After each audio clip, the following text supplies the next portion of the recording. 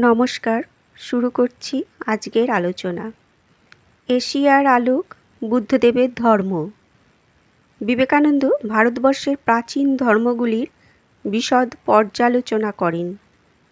তিনি যজ্ঞবেদীতে বহুল প্রাণীবধের কথা বলিয়া বুদ্ধের জন্ম এবং জীবন কাহিনী বর্ণনা করেন।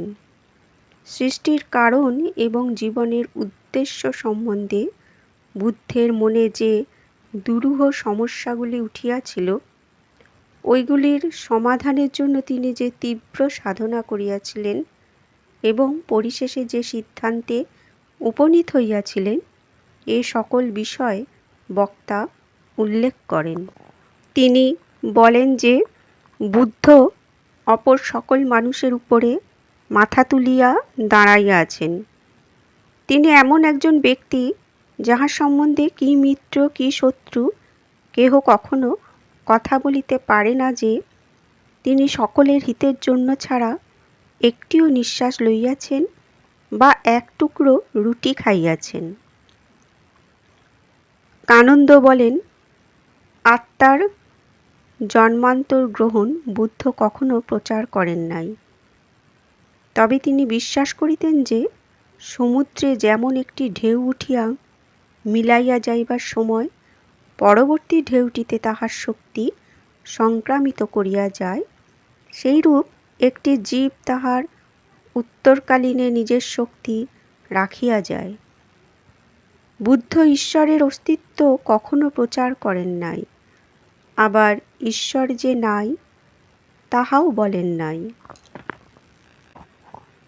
তাহার শিষ্যরা তাহাকে জিজ্ঞাসা করিয়াছিল, আমরা সৎ হইব কেন?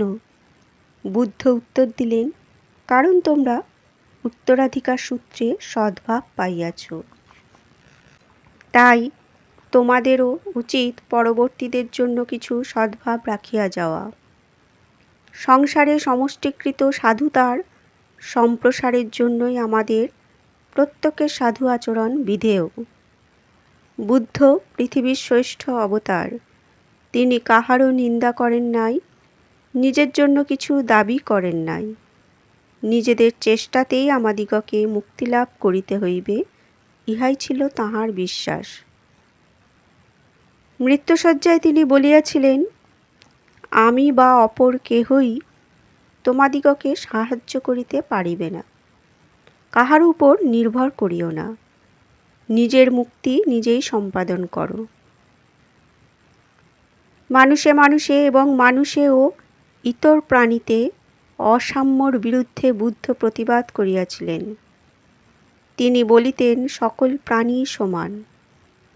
তিনি প্রথম মদ্যপান বন্ধ করার নীতি উপস্থাপিত করেন।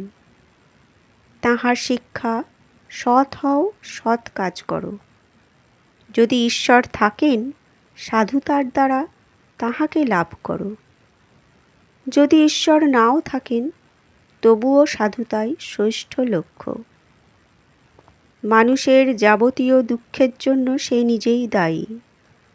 তাহার সমুদয় সদাচরণের জন্য প্রশংসাও তাহারই প্রাপ্য। বুদ্ধই প্রথম ধর্মপ্রচারক দলের উদ্ভাবক। ভারতের লক্ষ লক্ষ পদদলিতদিগের পরিত্রাতারূপে তাঁহার আবির্ভাব। উহারা তাঁহার দার্শনিক মত বুঝিতে পারিত না, কিন্তু তাহাকে দেখিয়া এবং তাঁহার উপদেশ শুনিয়া তাহাকে অনুসরণ করিত। উপসংহারে কানন্দ বলেন যে বৌদ্ধ ধর্ম খ্রিস্ট ধর্মের ভিত্তি। ক্যাথলিক সম্প্রদায় বৌদ্ধ ধর্ম হইতেই উদ্ভূত।